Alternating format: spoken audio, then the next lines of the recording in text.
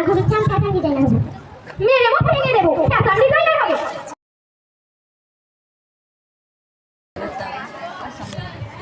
কি রে, তোর রেজাল্টের কি খবর? হয়েছে কোনো মতে। কোনো মতে মানে? কততম হয়েছে? 40তম। 40তম? এত টাকা দিয়ে পড়াশোনা করাচ্ছি 40তম হওয়ার জন্য? জয়া কততম হয়েছে? তোর রেজাল্ট আর জয়ার রেজাল্ট দেখছিস? জয়ার পাঁচ হয়ে পানি খাচ্ছে। মা, কি হয়েছে?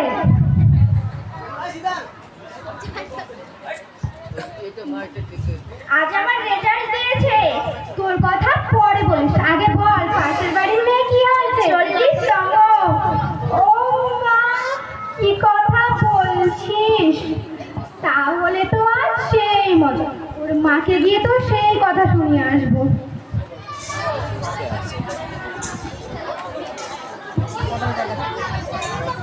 ভাবি, আসবো? জি ভাবি, আসেন। কেমন আছেন ভাবি? আমার থেকে ভালো আছেন? কি বলবো ভাবি, স্কুলেও রোজ যাই, বাসায়ও টিউশন দিয়েছি, তারপরেও এইরকম। খালি কি আর স্কুলে দিলেই হয় ভাবি? কোচিং করতে হয়। কোচিং? আমি বাবু আমার মেয়েকে 7-8টা কোচিং দিয়েছি, আপনিও দিয়ে দিন। বুঝছেন ভাবি? হ্যাঁ, ওর বাবা খুব বলবো। হ্যাঁ, দিয়ে দিন। ওকে তো অনেক বলি, ওকে আমার কথা শোনে? ছোট থেকে চাপ দিতে হয়, বুঝছেন ভাবি? আমি আমার মেয়েকে সবসময় বলি ডাক্তার ইঞ্জিনিয়ারিং ছাড়া অন্য কিছুর দামই নেই, বেশি করে চাপ দিন। বুঝছেন ভাবি? ওকে তো অনেক বলি, ও তো ডাক্তার ইঞ্জিনিয়ার হতেই চায় না। ওর বাবা ওকে কত বলে ডাক্তার ইঞ্জিনিয়ারিং তো সব, এগুলো ছাড়া আবার অন্য কিছুর দাম আছে নাকি? বেশি করে চাপ দিন। বুঝছেন ভাবি? স্কুলে দিয়ে কোনো লাভ নেই, কোচিংয়ে দিন। হ্যাঁ, বেশি করে চাপ দিতে হবে, ওর বাবা তো বলবো। তাহলে আমি এখন বাসায় যাই। বাসায় আমার অনেক কাজ, এখন সেটা রেজাল্ট শোনাতে হবে। আমি ভালো রেজাল্ট করেছি, সেটা বাড়ি বাড়ি গিয়ে তো বলে আসতে হবে। অফিসে তো কাজ, কি আর বলবো।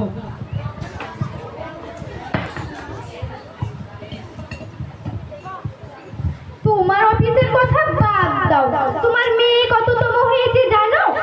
40তম হয়েছে। 40তম। পড়াশোনা করবে না তো কি করবে? পড়াশোনা সব বললাম। সেটা তোমার মেয়েকে বোঝাও গা। তোমার মেয়ে তো ডাক্তার ইঞ্জিনিয়ার হতে ভালোই লাগে না। পাশের বাড়ির মেয়েটা কত ভালো, সব সময় ডাক্তার ইঞ্জিনিয়ার হওয়ার স্বপ্ন দেখে। ঠিকই বলেছো, ওকে স্কুল দিয়ে কোনো লাভ নেই, কোচিংয়ে ভর্তি করে দাও। ডাক্তার ইঞ্জিনিয়ার ছাড়া পড়াশোনার কোনো দাম নেই।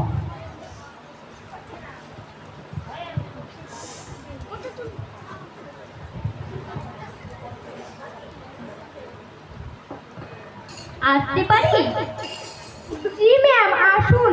জয়তা, তোর ম্যাম এসেছে, তাড়াতাড়ি আয়।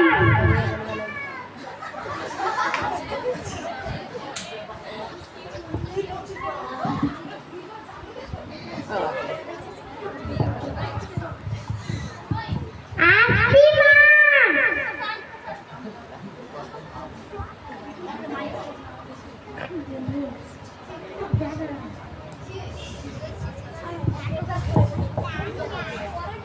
কি ম্যাম, এ কি অবস্থা?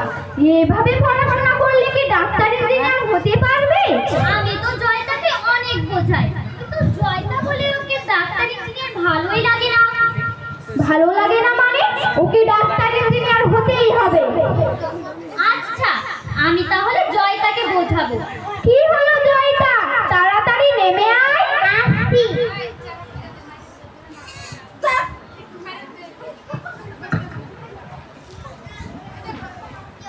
কি হলো জয়তা, তোমার পরীক্ষার ফলাফল এত খারাপ কেন?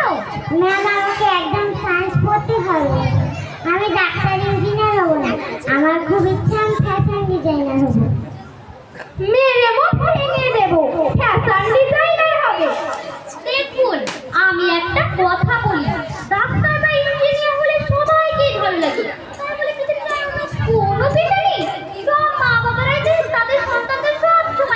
স্বপ্ন দেখায়। সব ডাক্তার বা ইঞ্জিনিয়ার কি সবসময় ভালো হয়? আমাদের উচিত সবসময় এক আদর্শ ও সৎ মানুষ হওয়া। এই তো কিছুদিন আগে এক বিশ্ববিদ্যালয়ে ছাত্র ভয়াবহ মারের জন্য জর্জরিত হলো। সে কি ছাত্র হিসেবে ভালো ছিল না? অবশ্যই ছিল, কিন্তু সে মানুষ হিসেবে ভালো ছিল না।